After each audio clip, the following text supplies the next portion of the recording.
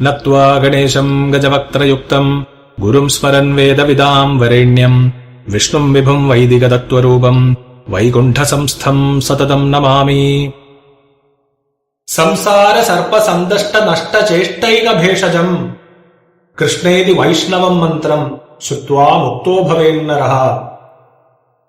The world, samsara, is like a poisonous snake. Once you are engrossed in it, it is as if you are bitten by a snake. You lose consciousness. You lose awareness of reality. You lose awareness of the true self. For this, there is only one remedy, one medicine. The mantra called Krishna, Krishna. Merely hearing this mantra is sufficient for relief from this malady. Atipataka yuktobi dhyayan nimishamachyutam bhuyas tapasvi bhavati Panktipavana pavanaha. Atipatakas, they are a special group of sins, very grave sins, as denoted by the prefix ati.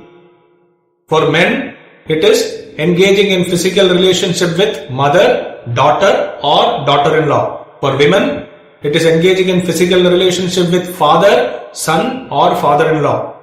The prescribed prayaschitta for this is entering into fire and burning oneself to death.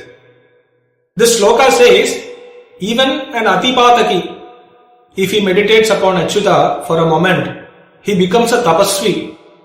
That much is the purificatory power of Achyuta. He becomes the most pure among who are called Panktipavana. Panktipavana means one who purifies Pankti. When you offer food to noble Brahmins, when they sit in a line, it is called a Pankti. When a formal bhojanam like this called Brahmana bhojanam is offered, the purity is very important.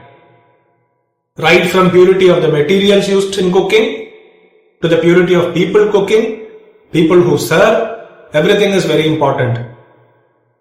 Then only it serves the desired purpose. Offering such formal bhojanam to noble Brahmins is like offering to gods. There is a term called Viprochishta. Uchishta means the remains of someone's food, which is normally considered impure.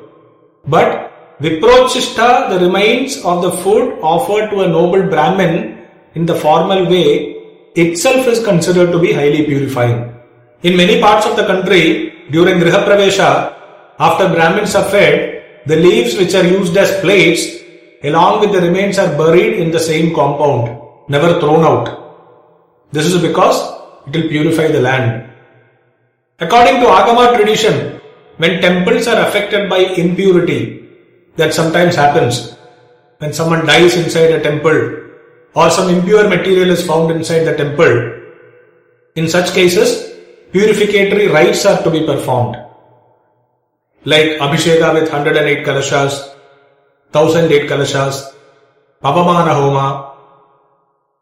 When the impurity is severe, Brahmana Bhojanam is offered inside the temple and the remains are buried inside the temple itself. In some very extreme cases, like in olden days, where there were invasions, temples were destroyed. Idols were smeared with fecal matter and urine to destroy the Chaitanya in them. In such cases, the remedy, the highest of remedies, used to be doing a Brahmana Bhojanam inside the temple and smearing the idol with the Viprochishta, the remains from the Bhojana. That absolutely removes all impurities.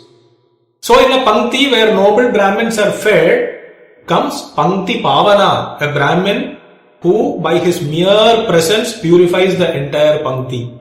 He is Panktipavana.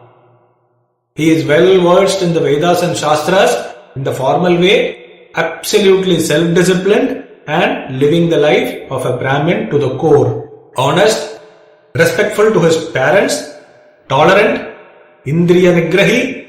He is not carried away by the lure of his senses, observer of vratas, tapas and daily routines befitting a Brahmin. Such a person is called Panktipavana. He purifies Pankti. The greatest in a group of Panktipavanas is called Panktipavana Pavanaha. The Atipataki, sinner, by remembering Achyuta for a moment will become equivalent to Panktipavana Pavanaha. It is not that easy. His karma will not allow him to remember Srihari even for a moment. The purpose here is to tell how purifying Srihari is. Not that you commit any atrocity and merely by remembering him for a moment, you become clean. It is not that easy. Harihi Om.